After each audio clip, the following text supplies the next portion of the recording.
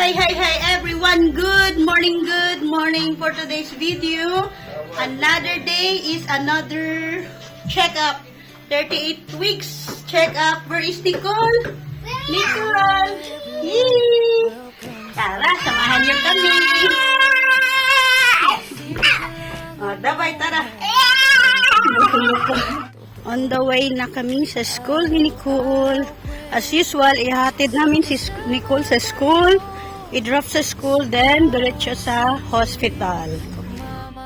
Dahil 38 weeks na kami ni baby, kaya weekly ang check-up at saka urine pee. For today's video, naka-short lang ang buntis. Para madaling ma-check ni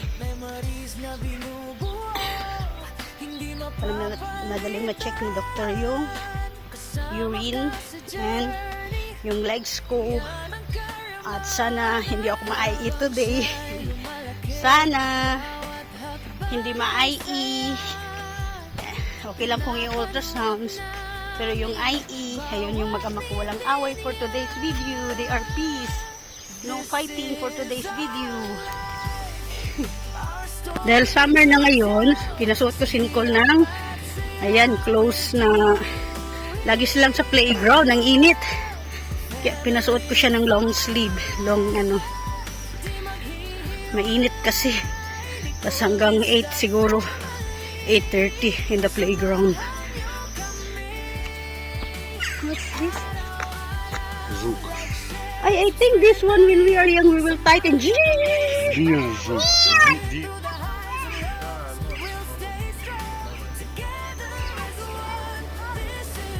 Andito na kami sa school ni Nicole. Ayan o, peace na peace sila. No fighting for today's video. Laging nag-aaway yung dalawa eh. Ayan, playground. Ito yung front side ng playground. Meron pang back side niyan. Doon ko lagi sinusundo si Nicole sa back side. Bye-bye, kiss baby. Kiss. Kiss mama. Bye-bye. See you later. You eat, ha? You eat. Kushay, ha? Kushay all. Love you. Papasok na siya doon. Ihatid na ni Daddy doon sa taas. Doon yung entrance. Doon ihatid sa taas. Ayun ng mag-ama. Papark na ni Nicole yung bisikleta niya at papasok na yun sa loob. Ayun, akala niya sa playground sila today. Ayan, papasok ng dalawa. Walking to the bus station para sa main hospital. Ayan, school ni Nicole. So, natapos nang i-drop si Makulat. Mama time na naman. Sa bawat luha, sa bawat tawa, pamilya ang laging kasama. God above, guide us always sa bawat journey, sa lahat ng days. Bless this life, keep us strong. Sa bawat habang tuloy ang awit na tayo. This is our life, our story so bright. Through it. Dito kami bumaba.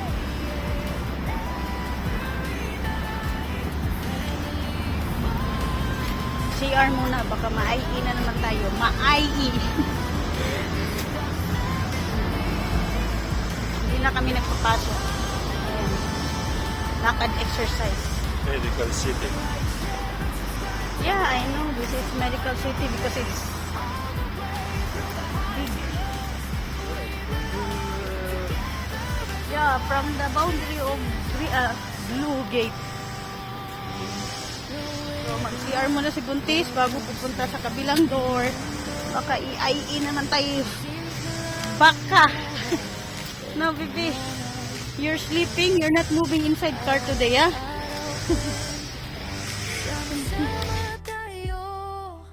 Sa bawat sandali, pagmamahal ay buo. From morning hanggang gabi, walang sawang saya.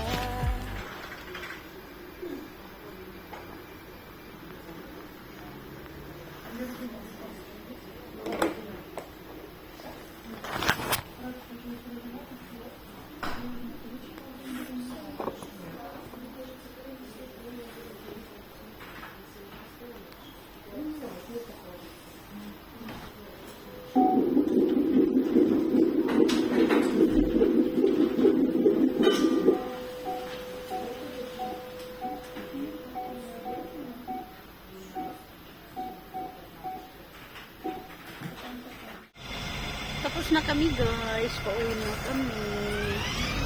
Hindi namin na-meet ang doktor kasi busy si doktor. Kinuhaan lang ako ng cardio to program. Tapos, nag-check weight ako. Ayun lang. Hindi na-explain kung okay. Actually, I think okay naman yung baby heartbeat and baby movement.